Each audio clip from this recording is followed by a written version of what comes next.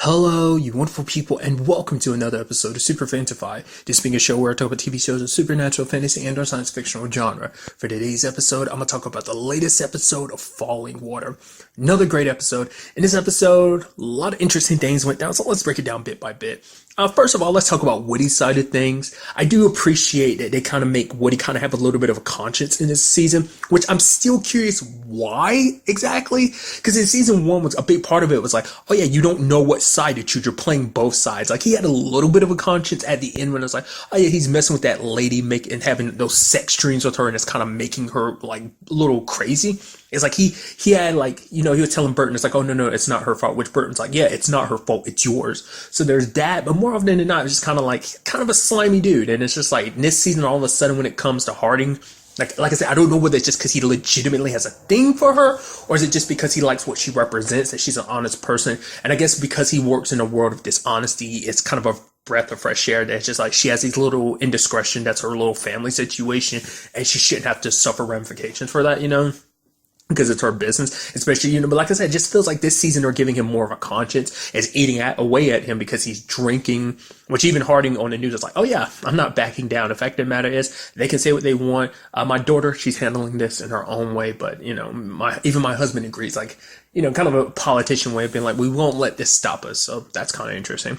I was actually halfway expecting Woody to actually go to her and be like, oh, I can help you out. Like, I know the one that's really behind this. Like, as you can guess, is Whitaker, but I can help you. Like, I thought something like that. Granted, who's to say that won't happen later on, but for right now, well, the rest of the episode kind of plays into it with Whitaker to that, but like, he doesn't necessarily do it specifically for, Harding. Indirectly he does, but it's not like she asked him to do it, but nevertheless.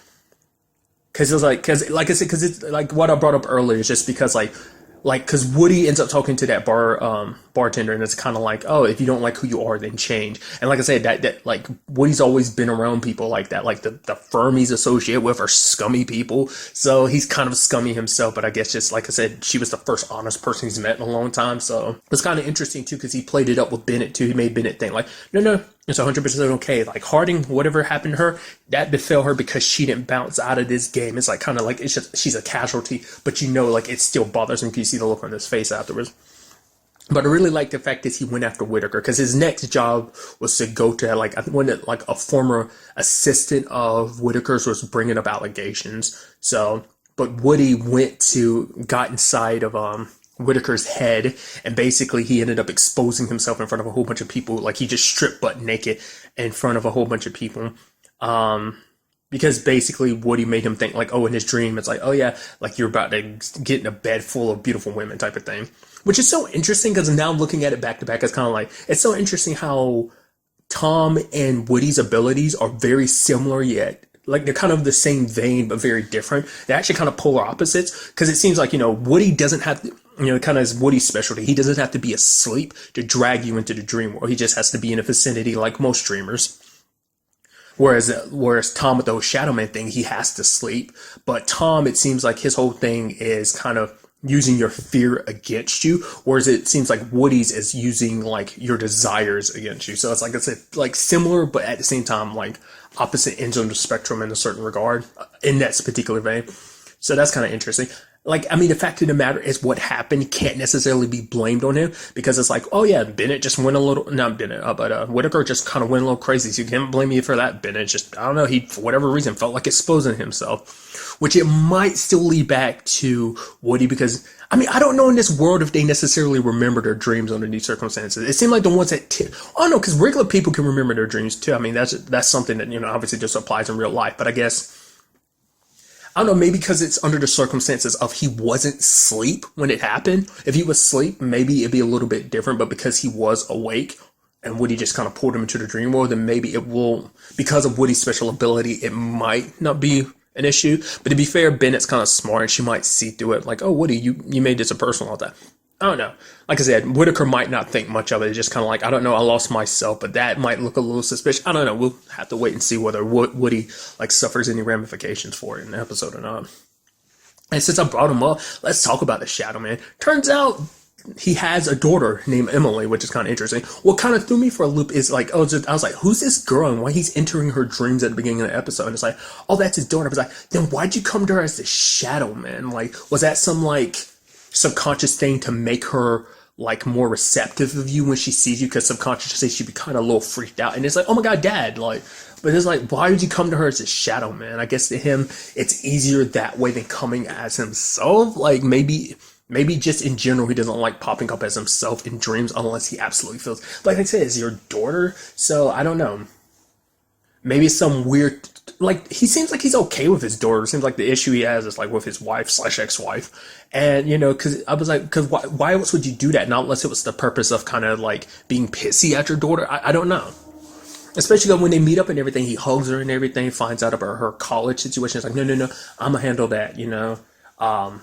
So I don't know. It seems like it's kind of interesting that they are building his character out. Like he does have things he does fight for, and it seems like his daughter is one of them. And he's like, "Oh, I love you, and I'm going to do everything I can." Like, "Oh, you're trying to get into NYU," and it's like, "Oh, I'm gonna do whatever I can. I'm gonna call in some favors because they made a mistake, you know, with the scholarship thing." So which luckily his employers kind of help him with that, and his daughter gets accepted and everything. So. I mean, just because it's like, oh, you do such good work for us, so we're trying to pay you. I don't know, it's just kind of interesting. Because, like, Taka and Burton had visited Holmes earlier in the episode, and he's acting like a calm, cool, collected person. It's like, oh, you have all this, you think you have this, especially because he's poking buttons at Burton. He's like, oh, yeah, you tried with the FBI before. How did that go? And it's like, oh, look at you trying to clear your conscience and everything. It's like, Burton's not the one that has necessarily has a... like, you know, because, you know, Bert still feels responsible because he was a part of a business that was doing all this selling people. But then it's like, you just act like it's nothing. So it's kind of like, he's not the one that really needs to free his conscience. But I guess it's like, oh yeah, I guess in his eyes, it's like, oh, I'm content with what I do, so I don't need to worry about it. Nevertheless, he did call Bennett up, and Bennett was like, oh yeah, you don't have to worry about it. My name is far away from this, isn't it? And he's like, pauses, and she's like, it is, isn't it? And he's like, yeah. So it makes me wonder, is it a situation of, is it some stuff he didn't realize was connected? Well, because I don't, like, during a conversation, it's like, oh, they have, like, some recording, and that's not substantiated. That's about it. But the thing is, like, I don't know if they brought her up, but, like, because Taka and Bert had brought up, like, you know, it's like, oh, yeah, there's a witness who's going to prove this. So, like, there's a whole Lainey situation. So I don't know if he didn't know that she knew about the Lainey situation, about Lainey being gone. Like, having been taken back, maybe he was keeping it from her, but it's like, they never expressly said Lainey's name, but they did bring up the fact is that there was someone to corroborate what had happened. So, but it didn't seem like he, because she was like, oh, they can't do it without anyone corroborating. So it's like, yeah, it seemed like he left that out, and maybe she ended up finding out about it, hence why later on he ends up getting killed. That's kind of interesting, especially because it turns around on Taka, because it's like, oh, you visited the dude just before he died, so that's a little suspicious. And having to explain, like, oh, why did you come visit him exactly? You know, it's like he has to kind of answer that, which I'm curious to see what he does, like what kind of answer he gives on that. But, yeah, the other thing I was wondering is, like, does he secretly have some evidence he has locked away that has Bennett's name on it, just because, like, just in case things do kind of fall through, he does get arrested again or something, and things kind of look a lot more dire, then because I'm sure it was probably Bennett who really kind of pushed for them to, you know, it seems like she, amongst this entire situation, has the biggest push amongst anyone. So I'm kind of thinking it's a situation of she was the one that kind of pulled those strings, but maybe just in case, it's kind of like, okay, I'm gonna keep some evidence with her name on it. Maybe. I don't know. I mean, it's probably just a fact of the matter is Taka and Burton visited him anyway, and Bennett found out, or the people they're mixed up with, because, like, she is kind of part of, like, a cabal type of situation. There are other higher-ups who are part of this. Well, as the people who talk to Tom refer to themselves as management. So it's probably a situation of they probably found out about, like, oh, like, you got visit from Taka and Burton. And he said, this, huh? Yeah, you're a loose end. We can't take any chances because you're kind of one of the loose ends tying this to Bennett, and that just wouldn't be good for us. So you need to be removed from the equation. So, which I also got to comment on the fact is just how much Tom enjoys doing what he does, because at the point he's having it, oh, great, you're going to college, babe. That's so awesome. Looking back at a crime scene and smiling. Like I say, it's such an interesting thing, because I guess, because before I brought it up, I was like, it's such an interesting thing that what pushed you to become a villain. It's like, oh, you lost your job and you're just kind of, you were so caught up in that. But I guess at the same time, it's just kind of like, It's one of those things like you had to have been a little crazy beforehand. It just took one thing to kind of unhinge what was already kind of already a little unhinged. At least that's my thinking about it.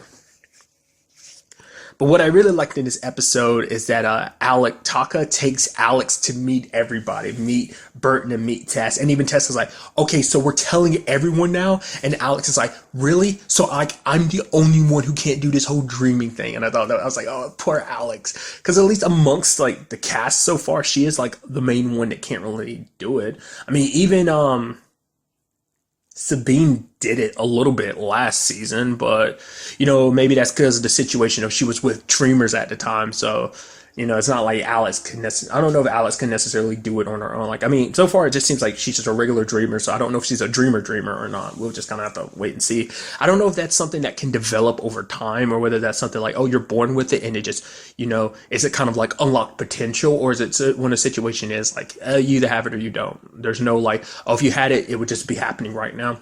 I don't know. I mean, because it kind of seems like Burton's didn't come up until this season, much like everyone else's. Probably prior to this, everyone just had regular dreams until like this whole, like I said, it just seemed like a situation of all these events. Probably James in particular kind of fueled their powers, just especially the way people were using Topeka last season. Probably because like they were using Olivia to get inside of his head, and tampering with his dreams might have like unlocked Burton's, for example, and stuff with Kumiko unlocked Taka's, and James in particular unlocked Tessa's abilities, so. But what's kind of interesting is like we finally get Lainey waking up from the drugs and everything. And at first, it was so interesting because it's like for her, she's been going for like 6 weeks. And then like Tess starts like, because it's like, okay, Tess, you understand what I'm going through, like, and then like, you have Tess pausing, and I'm like, what's she pausing for? What's she running away for? And then I'm like, oh my God. I was like, her situation, she lost a lot of time, as we remember back in season 1, and everyone wanted to make it seem like she was crazy because she believed she had a baby, when in actuality it's like, oh, you don't really have a baby and stuff like that. Brings a pregnancy test back for Lainey, and it's like, because everything associated with Tess was her baby, because it's like, because with dreamers, in particular, I guess female dreamers, it's like, you could get 2 for the price of 1.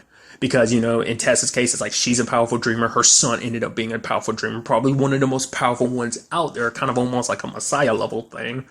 And so it turns out Lainey is, in fact, pregnant. Because it's like, because Tess wouldn't want that to go, anyone to go through that. Like I said, she literally had everyone tell her that she was crazy. And she's even talking about it. She's like, the fact of the matter is the only thing that kept her any belief, like kept her sane, was that tiny belief, of James, her son. And it's kind of interesting too, because both Lainey and Alex are hearing this, because Alex never probably knew about the whole situation. Probably knew a little bit that Taka told her, but even then, Taka probably didn't tell her even. Like, I don't know, because, because Tess kind of brings it up. It's like, oh, my son was under those circumstances. Like, because obviously she didn't know about Burton, because she's like, whoa, you worked with these people? And Burton was like, yeah, until I found out the truth. And it's like, so Taka didn't tell Alex everything about them. Mainly because it's like, well, that's not my story to tell. So that was kind of, something to think about. But it's like, so is that another key element that we have to kind of think about with this whole story? It's like, the question is too, like, who's the baby daddy? Immediately my brain went, could it be Bill? Could Bill be the baby daddy? Just because it's like, stuff he did in this episode, because even Burton himself was like, yeah, Bill warned because Bennett came and visited him. Bennett was like, oh, do you know anything about Lainey? He's like, no. And it's like, oh, I'm going to invest back in your, everything that you're doing. So I'm sure she's doing that because she's suspicious of him, but I'm sure also because it's like, well, everything she's building, I guess, everything she's doing, she could use an army of dreamers on her side. Plus, it'd probably make things a little more helpful. Probably like his business will probably make it a lot easier to go like, oh, definitely like pick out, oh, this is a good dreamer. This is a good dreamer. Oh, this person has good potential. Let's, that type of thing. So it's probably mainly that. So like, oh, Bill brings in potential people to sell in the whole human trafficking thing. And I do like the fact that you're telling Bill, yeah, get you a good pot of coffee and don't sleep. He's like, really? I guess I just won't sleep for the rest of my life. Because he's like, you don't think they'll actually send this shadow man after me? It's like, there's a possibility if they're suspicious of you. So that's something he has to be careful about. Don't ever sleep again. Yay me. But then Burton points out something. It's like, oh, like who's to say like Bill isn't hiding more? It's like, the fact of the matter is, this isn't the first time he's hidden stuff. Let's not forget, like, his quote unquote real motives for like buying James and everything. It's like, oh, I wanted to do it for you, blah, blah, blah. You know, I want you both to be part of me. So even if he has the best of intentions, like the fact of the matter is he has a lot of secrets. As who's to say he's not hiding, especially because he's like, protect Lainey. And it's like, what if that's what him and Lainey were fighting about? Because Lainey doesn't necessarily remember anything. The last thing she remembers is like her and Bill. Because at first she was like, oh, maybe it was Bill who was the one that kidnapped her. But the fact is he was like protect her, and I'm like, I don't know, because like I feel like, especially because he's got Tess and James, Taka, and Burton, I feel like you kind of got like a good number of like powerful dreamers right there at your disposal, especially like if everything kind of works out in a situation. So why Lainey specifically? Like, I'm sure there's a whole aspect of her being an engineer and everything, but still, it's like, I'm curious. I feel like there's got to be more to it. So that's why I'm like, that maybe he knows that she's pregnant and that baby's his. So maybe that's what this is about too, you know? That's where my mind immediately goes. Because one aspect we still don't even remember from season 1 that we never found out is like, who's James' dad? That question was never actually brought up. I feel like it was brought up, but I don't know if it was ever really given an answer. 'Cause I think Tess was kind of like, she didn't actually know. Maybe that's something that'll kind of pop up this season. But yeah, what's up with that? Like selling, like, is it like dreamers' children are like predisposed to be more powerful than their parents or something, or is it like I said, you're basically doubling up on dreamers that way? I don't know, it's kind of interesting. It's like that's why they took Lainey specifically, and because of the whole like, are they impregnating these ladies, or are they getting dreamers that they know are pregnant? You know, I mean, that might mean that they are, because like, you know, because initially Alex is kind of worried because she's like, well, there's this whole human trafficking aspect. There could probably be like a sex or kind of sexual angle to this as well, because it turns out she actually used to work in sex crimes before she worked in homicide, which she's like, yeah, homicide was a better option, because like sex crimes, she's like too damn depressing, because everything that those people went through in those particular situations, the ladies in particular, like, you can try and pretend like everything's okay, but that hurt, that pain, it's still there no matter what you do. It's not easy for it to go away. And it's just like, it was too depressing, because she's like, yeah, their dead kind of have it easy. So, which this whole situation has got Tess kind of wondering about her lost time too, because that's still a mystery. We have no idea. Like, we know to some degree, like, and that's still an angle that hasn't cut back into the story, is her mom and her whole situation. I don't know if that's going to be relevant to this season, because that's a storyline that kind of, like, that and Green Sneakers seemed to be something that was kind of dropped. I mean, I know a lot of the Green Sneakers died at the end of season 1, but I don't know if that's like, I don't know if that was dead or whether that was dream dead, you know? So I think that's something to think about, but also like her mom, like, why isn't that part of the story? Especially with the whole Sabine being arrested thing, that hasn't come back. So I guess that's a storyline they're dropping, but we'll just kind of have to wait and see. But for her, like, there's so much time she lost, and it seems like it might be connected to this group and everything, because she was so focused on finding James, and then eventually like, hey, like having a life with him, making up for lost time, that she didn't even think about the fact is of her lost time, everything that was kind of taken from her in that sense, because she already got a little bit of the answers about like who took her son and everything. So, but now Burton's going to help her dive deeper into like what happened during that time. So I'm very interested to see what goes down. You know, it's probably going to be a key component in figuring this all out. Also, I love the fact is that Taka tells Alex, it's like, yo, you can stay at my place. It's like, what? Because she was sleeping at at the station, because she was so paranoid about going home. It's like, what if the Shadow Man, you know, finds out I'm investigating stuff and decides to make me do what Sabine did to your mom, you know, and I don't want to do that to, you know, her girlfriend Christy. So it's like, that's sweet. At the same time, it's like, it's understandable with all this new world is opened up to you. Like, people get into your dreams, and there's a sick dude out there that can make you do something to people you care about. So, but I do appreciate Taka being like, nah, come over, partner. You know, I always got your back type of thing. And I'm like, yeah. Like I said, I love the fact is that Alex is kind of getting mixed up in this, and she's full on in now because she's met the team. So that's pretty neat. So, like I said, overall, great episode. I love what they've set up so far, and I'm very interested to see what goes on in the next episode. But really, that's all I want to talk about. Until the next time we meet, be happy, be safe, live life to the fullest, and enjoy it. Good day, and good